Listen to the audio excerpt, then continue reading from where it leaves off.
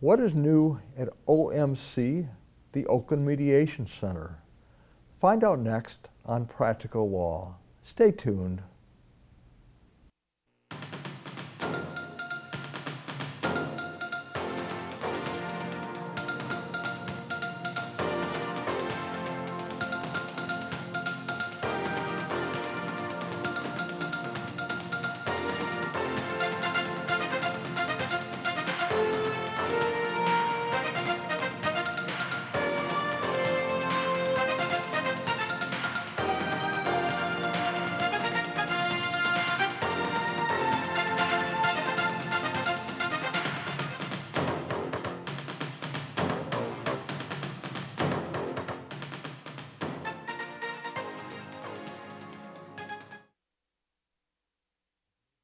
I'm your host, family law attorney Henry Gornbein. I'm also pleased to say that Practical Law is now being co-sponsored by the Oakland County Bar Association. Today on Practical Law, I'm pleased to welcome a return guest who is the director of the Oakland Mediation Center, which is doing so many wonderful things in our community.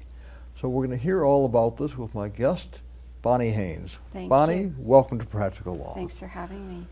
First of all, why don't you tell us a little bit about your background and how you became director of the Oakland Mediation Center. I'd love to. When I moved here from Canada in 1997, I was looking for work empowering youth, and that came from my experience with Girl Guides of Canada, which is very similar to the Boy Scout program. It's a leadership program for young women through camping skills. I was working in the accounting field, but that was my hobby. I spent a lot of time with those children in the woods and realized that when kids are empowered with skills, there's nothing that they can't do. So I joined Oakland Mediation Center when I was allowed to work in 1999, and I was lucky enough to be able to start the youth programs that are currently there today. Now what happened was our former executive director, Nancy Klein, whom we all loved, suddenly passed away. I remember that. And our board asked me to step in or try and step into those big shoes, and I've been executive director ever since. And I know you've done a wonderful job, and you've really expanded the scope of the Oakland Mediation Center, which I guess now you call OCM? OMC. OMC, I'm sorry. Yep, we do. OMC, Oakland Mediation Center. Mm-hmm. Why don't you tell us about what are some of the primary programs of the center? We really have two areas that we work, and that is really to meet our mission, which is resolving conflict peacefully through mediation and education. So we have a number of programs in each of those areas, mediation and education. And what about staffing? How are you staffed? Well, we're not staffed the way we would like to be staffed. Everyone is working very hard. We're very fortunate that we have people who work with us who are there.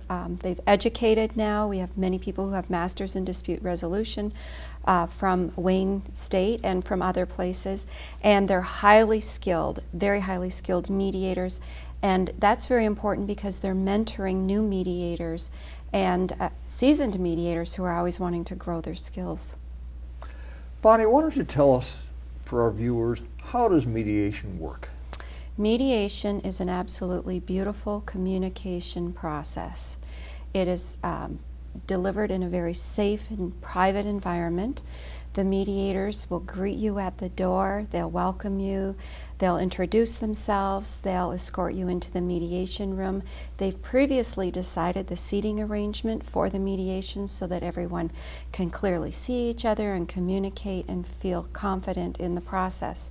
Then the mediators will explain what their role in mediation is, and that's to be neutral and to not make any judgments or suggestions for the solution, but rather to help the parties hear each other. The parties share their information, their stories, their perceptions about what's been happening, and the mediators are doing what I call cleansing. So they're restating what they're hearing in a very productive way, taking out all the harmful bits or the unhelpful bits. Then they talk about what they need to feel better about the situation. Once we have needs identified, Then they can come up with a solution that's mutually beneficial to both parties. They memorialize it in writing and they have a contract. How long is a typical mediation session? At our center, Yes. the more complex mediations typically take 2 to 3 hours. In the district courts, where we're doing small claims, general civil, landlord, tenant type mediations, those can be 20 minutes. A divorce mediation may take 2 or 3 sessions of only 3 hours each. So can you imagine you're going through divorce and in 3 weeks you're all settled? It's wonderful. I mean, I'm a huge believer in mediation for the simple reason that when you mediate, you maintain some semblance of control over your lives. You make decisions that are joint decisions. Yes. You make decisions that are your decisions with the assistance of a trained mediator or facilitator. Mm-hmm. And you avoid putting the fate of yourself, your spouse, and your children into the hands of a stranger who's paid and hired to make those decisions and will make those decisions, but any judge will tell you that they'd rather a case be settled short of trial, because once you go to trial, once you're in a courtroom situation, it's not user-friendly, it's not friendly, it's more of an arena, and you start saying things that you can never take back. And they're on the public record. Exactly. And in fact, as you know, less than 2% of cases in Michigan actually go to a hearing. So something happens along the way to resolve that case.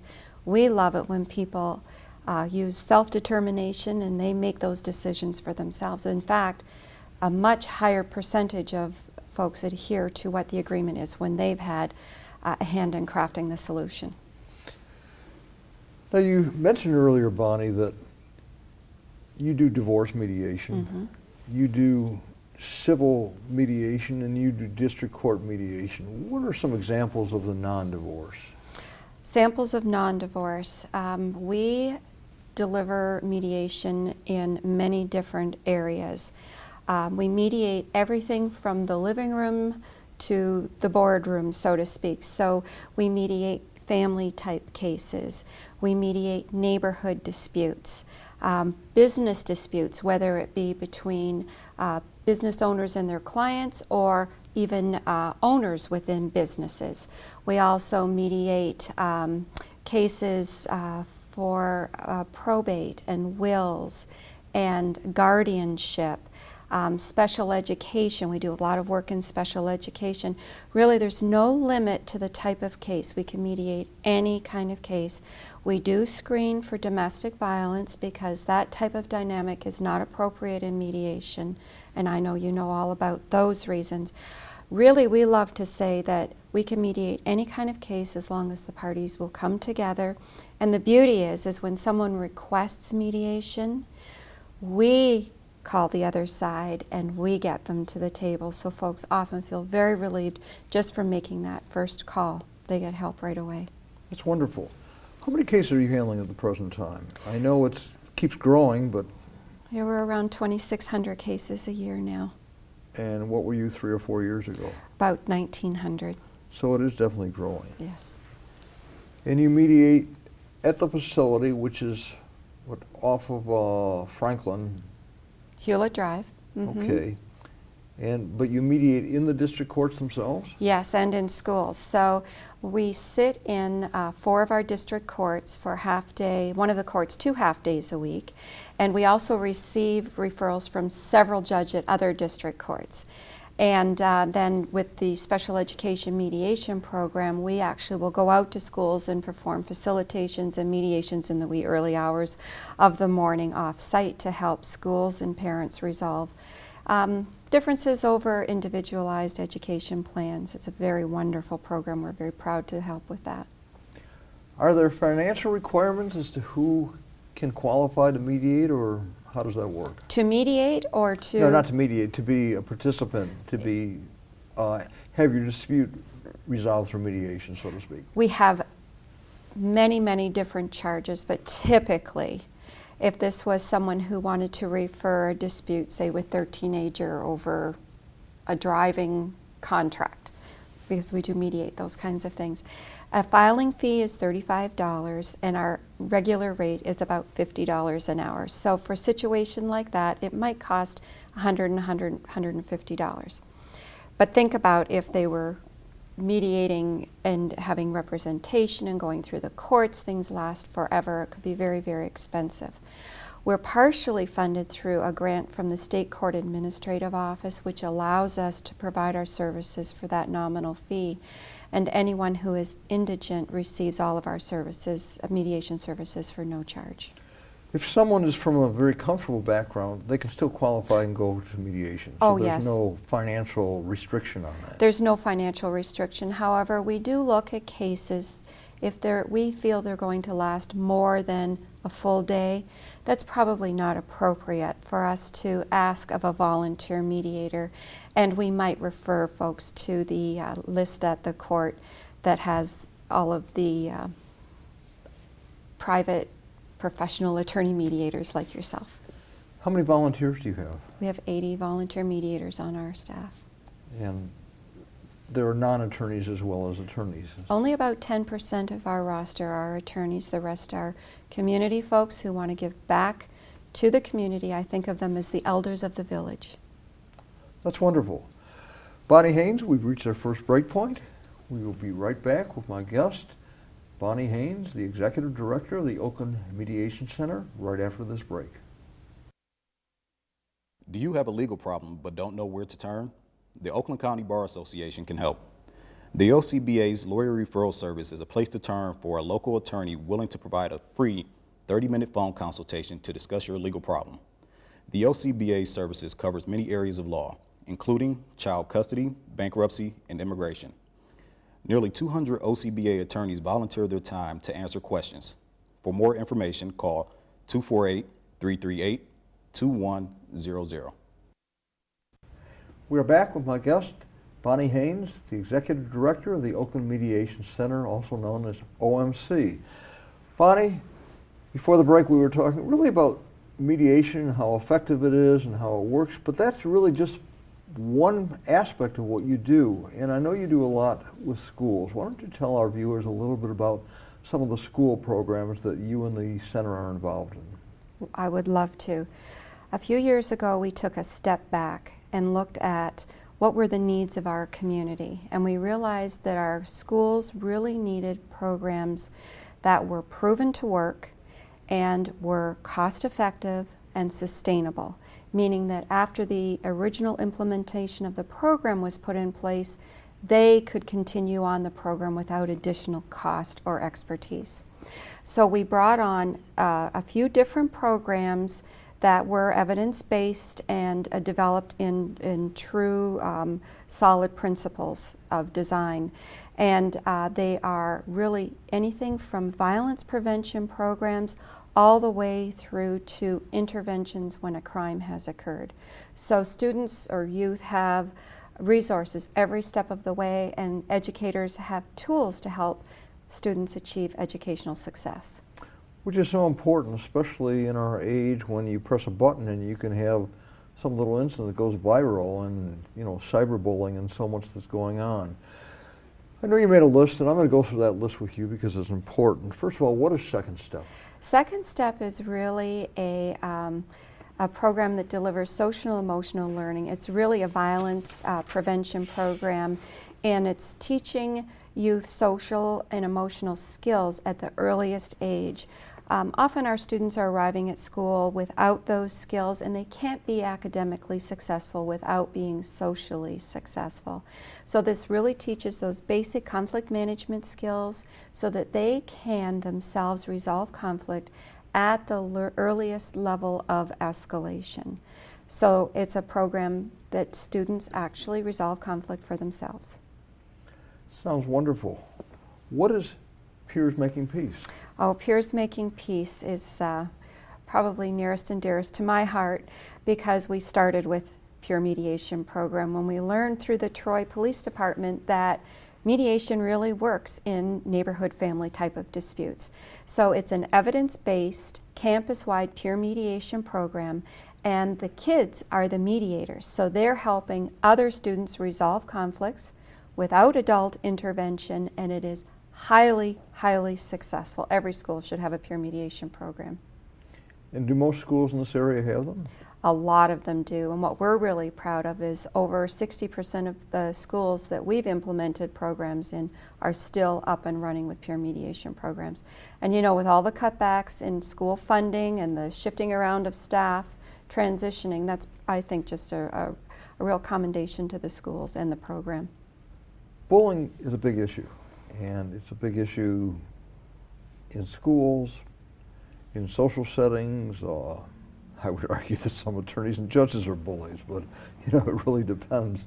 Tell us about some of the programs you have with regard to bullying. I'm very excited about the program Oakland Mediation Center implements. It's called the Alveus Bullying Prevention Program. We've been involved in bullying prevention for a number of years. When we did that step back I was talking about earlier, we went out and found the program proven to work. It actually stops bullying. It's a comprehensive program where every adult, every student involved in the school is involved. We reach out to the community. The community is represented, and parents are represented in the implementation of the program. Bullying is a very serious issue. Children who are bullied have very serious health issues. Children who bully often go on to be incarcerated. They drop out of school.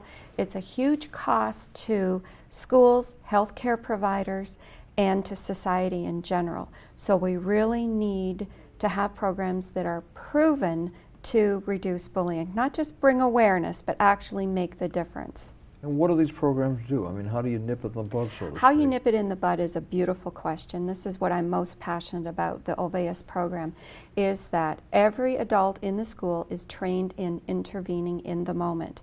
So when they see an aggressive behavior, the adult intervenes and the bystanders are trained how to support the victim. They may pick up those books that were knocked out of their hand and tell them they're sorry this is happening to them. The adult will address the behavior and deliver a consequence.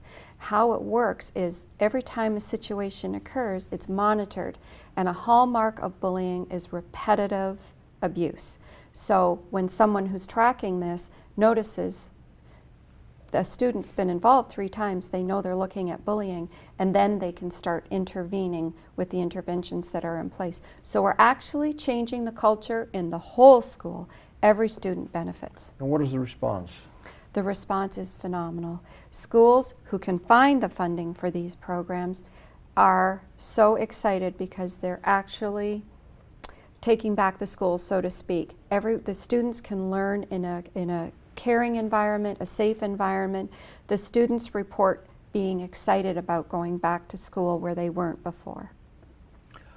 Are there any other bullying programs that you have? I'm glad you asked. We just started a partnership with Beaumont Children's Hospital, their Noble program, and that's a clinical program that provides counseling for students in bullying situations. What this program is going to be for is for schools and parents to talk about the issues around bullying. It's not to mediate bullying, that's not an appropriate intervention. But say a child is re-entering school after having been victimized. There needs to be a safety plan in place. So we're using the mediation process to bring the parties together, not the child, the parents in the school, to develop an action plan for that child to safely return to school. What are some examples? An example that I can think of off the top of my head is, say the school says, well, we're going to make sure the child is going to be safe by meeting with them at homeroom, lunchtime, and after school. Well, for the bulk of the day, that student is not being monitored, it is not safe. So what they will do is develop a plan so that there's always an adult's eyes on that student all day to ensure they're safe, like teachers standing at their classroom doors, things like that. Another example might be the student was bullied because they were overweight. Well, we wouldn't want the plan to be the student's going to lose weight. We want a real plan that's going to keep that child safe. What about the issue, and I'm sure it happens in the school, but it happens everywhere, cyberbullying, which has literally led you know, in some college campuses and even in non-school situations, to suicides of young adults and teens. Well, cyberbullying is a component of the program. You might be pleased to know that cyberbullying is not increasing as we think it is because of what we read in the papers. It's actually going down. Well, that's So good. activities or interventions that have been put in place are being successful, and we're really excited that the OVAS program does include a whole component on that. What is the truancy prevention through mediation program, Bonnie?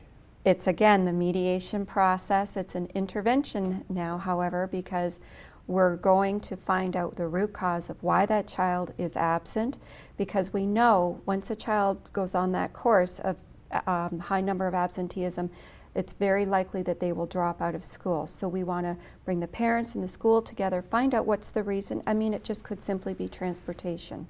And we'll find out what's going on and we'll resolve it.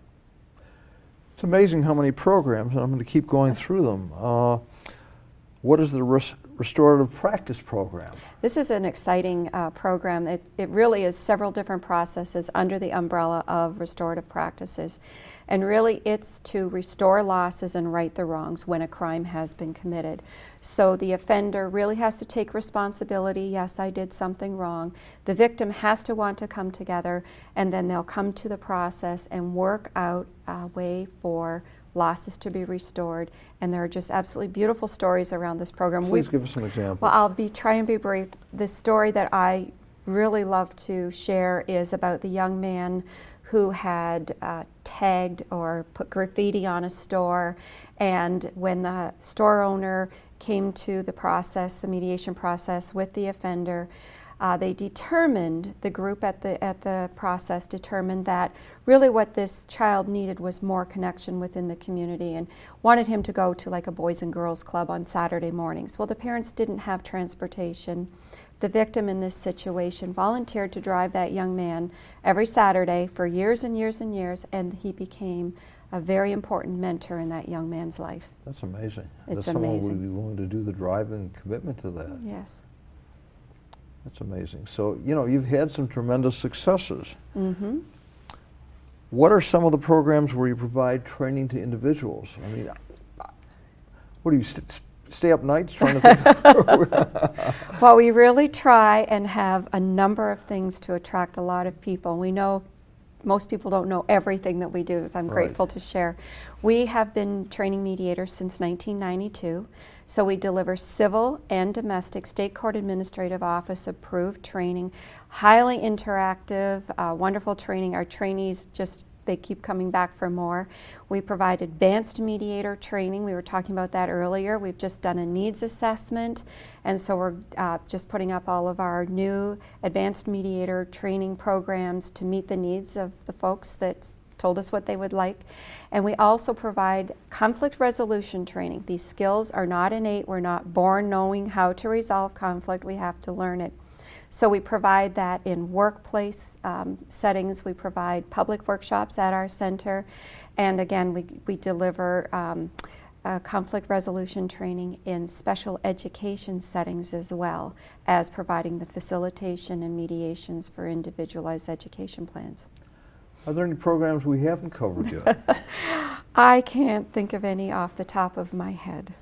Do you have any goals for the coming year that you can share with our viewers? I would love to share. Fund Development is the name of the game. We realize that our clients need access to mediation and education programs at very low cost. So we have a whole new fund development committee, and we have several events planned this year. The Million T-shirt March is already on. Piñatas for Peace Fiesta is happening in May to celebrate Cinco de Mayo. What is that exactly? That is a wonderful event where we have lots of festive music, we have wonderful Mexican food, and we honor those who have helped the center tremendously over the last year or many years back. For example, the Community Hero Award, things like that. And then look for Juvenalia and for Fabulous Friday in the fall. It's amazing. What are some of your, I mean, it's like you keep growing and growing, and I personally have to keep my certification in mediation, so I'm waiting to take an advanced mediation training session, hopefully in the next 3 or 4 months. And Wonderful. are those given actually at the Oakland Mediation Center? Yes, we hold those classes right at the center. Our constituents have told us they love to come to our center. They love the setting and they love the convenience of the location. What do you find most rewarding about your really job that keeps growing each year? For me and for all of us, I can honestly say the most exciting thing is when folks come in upset, mad, and 2 hours later they leave planning a holiday dinner together. And it happens on a regular basis and it never ceases to thrill us. Folks leave empowered, they have a whole bright new future, they've had this conflict behind them that they thought never could be resolved. And with the help of our beautiful, wonderful volunteer mediators, they find this new peace within a couple of hours. It's just so exciting. The other thing that really excites me is when you have like a little 3rd grade mediator learning to, and they learn in 10 hours how to do this. You hear them say across the table, "What I heard you say was," and they deliver a beautiful mediation process. That's really rewarding. That's amazing. So you're really teaching at a very, very young age. Yes. Well, it's getting to yes and a win-win for everyone. So, and that's the problem with litigation. Litigation is based upon not win-win or getting to yes, but it's based upon a modality of win-lose, which is really not healthy for anyone. Well, what we know from mediation is when folks go through mediation, they learn the process and they learn to communicate. And that's our warm, fuzzy goal, is really creating a more civil society through folks going through mediation and learning the skills. We really see, especially since we now have students who've gone through peer mediation at a young age and are now graduates of university and in the workforce, we're really starting to tip the scales in our culture to a society that seeks to resolve early rather than let it escalate and turn into violence, litigation or violence. This is so important. We're down to 30 seconds. Any final thoughts before we sign off, Bonnie Haynes? My final thoughts would be, if you are looking at your annual giving, we hope that you will give to OMC and really help us put an end to bullying in Oakland County. Bonnie, this has been wonderful, and I really want to thank you for being my guest on Practical Law. I want to thank you for watching Practical Law.